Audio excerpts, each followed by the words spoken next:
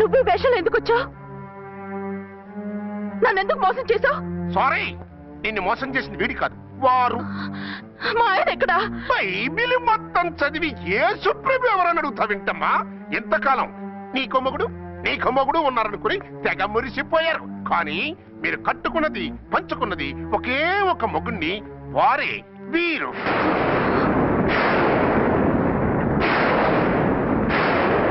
బాబు, ఆవిడ మీకేమవుతుంది? ఆవిడ మా ఆవిడే. ఆవిడ ఆవిడ మా ఆవిడే. విన్నారుగా లేడీస్, ఈ సీన్ లో ఇక మన పని అయిపోయింది. ఇప్పుడు వన్డే మ్యాచ్ మొదలవుతుంది. టాస్ వేసుకుని ఎవరు బౌలింగ్ చెయ్యాలో ఎవరు బ్యాటింగ్ చెయ్యాలో వాళ్ళే డిసైడ్ చేసుకుంటారు. మనం గ్యాలరీలో కూర్చుని మ్యాచ్ చూద్దాం, పద. ఎందుకింత మోసం చేశారు? ఎందుకింత ద్రోహం చేశారు? నేను ఎవరిని మోసం చేయలేదు, ఎవరికి ద్రోహం చేయలేదు. పాపం, విధి ఆడిన వింత నాటకంలో ఆర్టిస్ట్ అయి ఉంటాడు. చెప్పండి, ఒక పెళ్లి చేసుకుని నన్నెందుకు రెండో పెళ్లి చేసుకున్నారు? మీకు భార్యగా నేను సరిపోలేదా? ఆవేశపడకుండా నేను చెప్పేది వినండి. నువ్వు చనిపోయావు అనుకుని అందరూ కలిసి నాకు బలవంతంగా పెళ్లి చేశారు. ఆ విషయం నాకెందుకు చెప్పలేదు? పెళ్ళయిందంటే నేను చేసుకోనా, చీకొడతానా? నిజం దాచి పెళ్లి చేశారని నాకు మన పెళ్ళైన తర్వాత తెలిసింది. అప్పుడైనా మీరు చెప్పాలిగా, ఎందుకు చెప్పలేదు? చెప్తే నువ్వు మిమ్మల్ని వదిలేస్తానని భయపడి చెప్పలేదా? నన్ను వాడుకునే ఛాన్స్ మిస్ అవుతుందని చెప్పలేదు. Don't talk Ramesh. కొంతకాలం ఆగి చెప్తే చచ్చినట్టు పడుంటారు. ఎంత చక్క ఇద్దరితోనూ సంసారం చేయొచ్చని ఆశపడ్డారా? అది కాదు అర్చన, నువ్వైనా నన్ను అర్థం చేసుకో. చచ్చిపోయాననుకుని తను చేసుకున్నారు అంటే మీ మనసులో నాకు స్థానం లేదు, నా మీద మీకు ప్రేమ లేదు. అదే మాట అర్చన. ఎస్, నా మీద ప్రేమే ఉంటే పెళ్లి చేసుకుందామనే ఆలోచన మీకు వచ్చి ఉండేది కాదు. మరో పెళ్లి చేసుకోరు. నేను చెప్పేది విను. నన్ను ముట్టుకోకండి. ఏ రోజైతే తన మెళ్ళో తాళి కట్టారో ఆ రోజే మన బంధం తెగిపోయింది. ఆ రోజే మీ అర్చన నిజంగా చచ్చిపోయింది. ఉండండి, తనతోనే ఉండండి, తన్నే భార్యం చేసుకోండి. నాకు కావాల్సింది శీలం చెడిన మగాడు కాదు, శీలం ఉన్న మొగుడు. Out out. బంగారం లాంటి మా సిఐ గారి కాపురాల్ని నాశనం చేశారు. వచ్చే సినిమాలో హీరోగా పుట్టి మీ ఇద్దరి అంతు చూస్తాను. ఖబర్దార్. ఏమో అర్చన, ఏమిటి నువ్వు చేసిన పని? మాట్లాడుకో, నీకు మాట్లాడే అర్హత లేదు. నేను నీ తల్లినే. కూతురి మొగుడికి రెండో పెళ్లి చేసిన నువ్వు తల్లివా? నాకు సవతిని తెచ్చిపెట్టిన నువ్వు తల్లివా? తల్లివైతే నీ అల్లుడికి మళ్ళీ పెళ్ళెందుకు చేశావు? నువ్వు చచ్చావని అతను కుమిలిపోతుంటే చస్తాడేమని భయపడి పెళ్లి చేశానే. ఏం తప్ప? ఖచ్చితంగా తప్పే. నాకే కన్నొక్కరా కాలొక్కరా, నాలో ఏ లాభం ఉందని, ఏం తక్కువ అని రెండో పెళ్లి వాడికి రెండో పెళ్ళంగా పడి ఉండాలి. అంటే జీవితాంతం మొగుడు లేకుండా బతుకుతావా? మొగతోడు లేకుండా ఉంటావా? ఏ మొగుడు లేకుండా బ్రతకలేనా?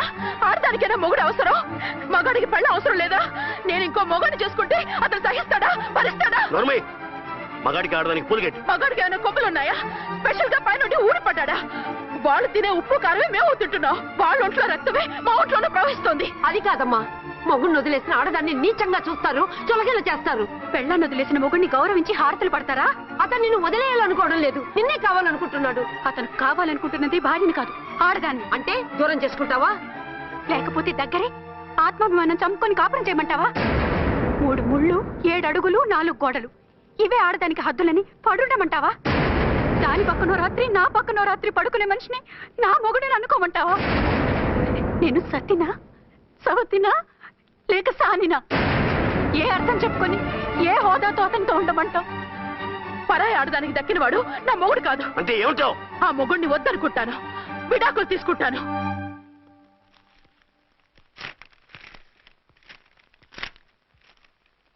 ఏమిట్రాది? లాయర్ నోటీసులు. లాయర్ నోటీసులు ఎవరు పంపారు? నీ కోడళ్ళు. దేనికి? వాళ్ళకి విడాకులు కావాలంట. నువ్వెందుకురా బాధపడతావు?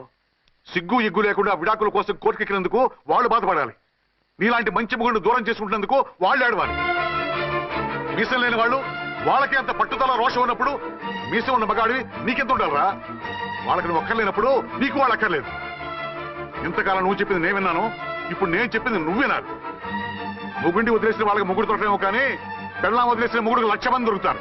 నువ్వు మళ్ళీ పెళ్లి చేసుకో. అప్పుడు గాని జనం నేల మీద ఉయ్యరు. ఊహించుకుని పనిచేసింది వాళ్ళురా.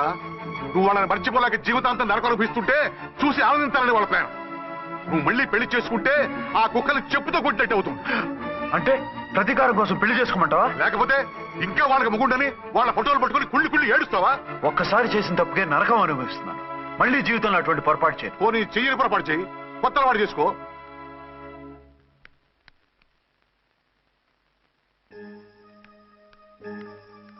ఇదిగో నాలాగా తాగుడు అలవాటు చేసుకో.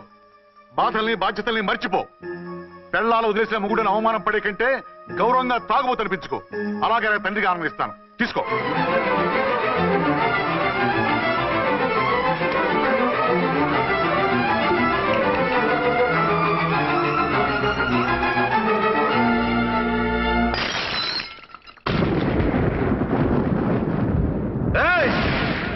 అర్చన, ఝాన్సీ, బయటికి రండి. రండి.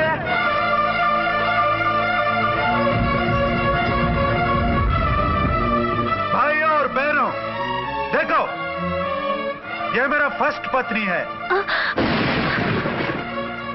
ఇది నా సెకండ్ పత్ని. ఏంటి ఆ లుక్లు? తాగొచ్చానా? నేను తాగలేదే, మీరే తాగించారు. తెగేదాకా తెచ్చారు, తాగేదాకా తీసుకొచ్చారు. నాకు విడాకులు ఇస్తారు. మనది పెళ్ళ పేకాట. ఆడినంతసేపు ఆడి మధ్యలో మిడిల్ డ్రాప్ చేయడానికి. అసలు నేను మీకేం ద్రోహం చేశాను? నువ్వు తిరిగి రాగానే on the spot first night cancel చేసుకుని నీ దగ్గర పరిగెత్తు రావడవా? ఇంకో మగాడు ఎవడైనా అయితే అలా వచ్చేస్తాడా?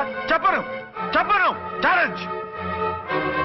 నువ్వు చచ్చావు అనుకుని పిచ్చి వెదవలా తయారయ్యాను. కళ్ళు పూసుకుంటే కళ్ళలోకి వస్తున్నావని కంటికి నిద్ర లేకుండా కడుపుకి తిండి లేకుండా గడిపాను. చచ్చి నీ దగ్గరగా వద్దాం అనుకున్నాను. కానీ నా కన్న తల్లిని మర్చిపోలేక తాగుడికి అలవాటు పడ్డ మా నాన్న నా జీవితంలో నీ జీవితం కాకూడదురా, భార్య లేని లోటేంటో నేను చవి చూశాను. మళ్ళీ పెళ్లి చేసుకోరా అని బలవంతం చేస్తే చచ్చి కన్న తండ్రిని ఏడిపించలేక బతికి దీన్ని పెళ్లి చేసుకున్నానే తప్ప దీని రంగు పొంగు చూసి పెర్రెత్తి కాదు. అది నేరమా, పాపమా? ఏమే ఈ ఏటి మేటి సౌత్ ఇండియన్ పతివ్రత, నీ సంగతి ఏమిటే? సెకండ్ హ్యాండ్ మొగుడు దొరికాయండి షేక్ అయిపోతున్నావా? ఇంతకు ముందు నేను ఎప్పుడైనా తాగానా? నేను తాకానా? కామం కళ్ళకెక్కి నీతో మంచం ఎక్కానా? మజా చేశానా? పెళ్ళైన తర్వాత కూడా నిన్ను పతివ్రతలా బతకనిచ్చాను కదే. నేనే దుర్మార్గుడినైతే, ఆడదాన్ని అవసరంతో ఏడ్చేవాడినైతే ఎప్పుడో నిన్ను చెడిపోయేదాకా చెడగొట్టేవాడిని. కానీ ఎందుకు అలా చేయలేదు? ఎందుకు నీది తప్పలేదు? భార్యగా అర్చన నాలో బతికుంది కాబట్టి. నిజం చెప్పలేదు అని చెప్పుకోవచ్చిన మేకలాగా ఇచ్చుకుంటున్నావు. ఎందుకు చెప్పలేదో తెలుసా? నా కూతుర్ని ఎవరు చేసుకోవడం లేదు, రెండో పెళ్ళంటే వద్దంటుంది అని మా బాబు దగ్గరకు వచ్చి ఏడిస్తే నాకు అబద్ధం చెప్పి నీకు తాళి కట్టించారే. 20 ఏళ్లుగా కనీ పెంచిన నీ అబ్బే నీకు నిజం చెప్పినప్పుడు నేనెందుకు చెప్పాలి? అది బతికొచ్చిన తర్వాత మా వాళ్ళు నీకు నిజం చెప్పలేదని తెలిసింది. అప్పుడు నాకు ఇదివరకే పెళ్ళయింది, చచ్చిందనుకున్న నా పెళ్ళం తిరిగి వచ్చిందని నీకు చెప్తే గుండె పగిలి చేస్తావని నీకు చెప్పలేదే. నువ్వంటే నా ఆల్ ఇండియా పతివ్రత 9 నెలలు లంకలో ఉండొచ్చిన సీతని అగ్ని ప్రవేశం చేయమన్నాడా రాముడు? ఎవడో వెదవ కూత కుషాడిని కడుపుతో ఉన్న తన పెళ్ళాన్ని అడవులోకి పంపించాడు. అదే రాముడు, నీ ఫేవరెట్ గాడ్. నువ్వు అడ్రస్ లేకుండా 25 నెలలు ఎక్కడికో పోతే ఎక్కడున్నావు, ఏం చేశావు, ఎవరితో ఉన్నావు అని అడిగానా? లేదు. అనుమానించానా? లేదు. వాయ్? భార్య అంటే ప్రేమ, భార్య అంటే నమ్మకం, భార్య అంటే విశ్వాసం. ఆ రాముడు గ్రేటా, నీ మొగుడు గ్రేటా? చెప్పవే, చెప్పు. ఆ రాముడిని దేవుణ్ణి చేసి గుళ్ళో కూర్చోబెడితే నన్ను రాయించేసి రోడ్డు మీదకి ఇసిరేస్తావా? పేరుకు పెళ్ళానివే గాని నిన్ను అమ్మకన్నా ఎక్కువగా ప్రేమించానే. నువ్వు కనీసం ఆ బిడ్డకిచ్చే విలువ కూడా ఇవ్వలేదు కదే తల్లి. 2 భార్యలకి న్యాయం ఎలా చేయాలో తెలియక కుమిలిపోయా. మీ ఇద్దరికి నిజం తెలిస్తే ఏమైపోతారో అని భయపడ్డాను. మీ కంట్లో నీళ్లు రాకూడదని మీరిద్దరూ ఏడవలసిన ఏడుపు నేనేడ్చానే. ఇంత చేస్తే మీరు నాకు విడాకులు ఇస్తారా? అసలు మీరిద్దరూ పొజిషన్లోకి రండి. నన్ను వద్దని మీరిద్దరు వదిలేస్తే వచ్చి మీ కాళ్ళ మీద పడతారనుకున్నారా? నెవర్. అవును, నన్ను వద్దనుకున్నప్పుడు నేను కట్టిన ఆ మంగళసూత్రాలు మాత్రం ఎందుకు? సేఫ్టీగా వాటిని అలాగే ఉంచుకుని మాజీ భార్యలుగా హ్యాపీగా బతుకుదాం అనుకుంటున్నారా? నో, మీకు ఆ ఛాన్స్ ఇవ్వను. తాళి ఉన్న పెళ్ళాలుగా కాదు, తాళి తెగిన భార్యల్లా, మొగుడు చచ్చిన విధవల్లా మీరు తెల్ల చీరలు కట్టుకునేట్టు చేస్తాను. విడాకులు ఇవ్వకుండా మిమ్మల్ని విడాకులు చేస్తాను. జీవితాంతం కుళ్ళి కుళ్ళి కుళ్ళి ఏడ్చేలా చేస్తాను. బాయ్. ఆగండి. ఏ, నేను చావడం కూడా నీకు ఇష్టం లేదా? మీరు బతకాలి, నిండు నూరేళ్లు సుఖంగా జీవించాలి. మీ మీద ప్రేమ లేక కాదు, మీరంటే ఏంటో తెలియక కాదు. నా వల్ల మీకు ఝాన్సీకి అన్యాయం జరగకూడదని నేను మిమ్మల్ని అనుమానించాను, అవమానించాను. మీకు దూరం కావాలనుకున్నాను, విడాకులు కోరుకున్నాను. నేను మీకు భార్యనయ్యాను, మీ బిడ్డకు తల్లినయ్యాను. కొంతైనా మీతో జీవితాన్ని తృప్తిగా అనుభవించాను.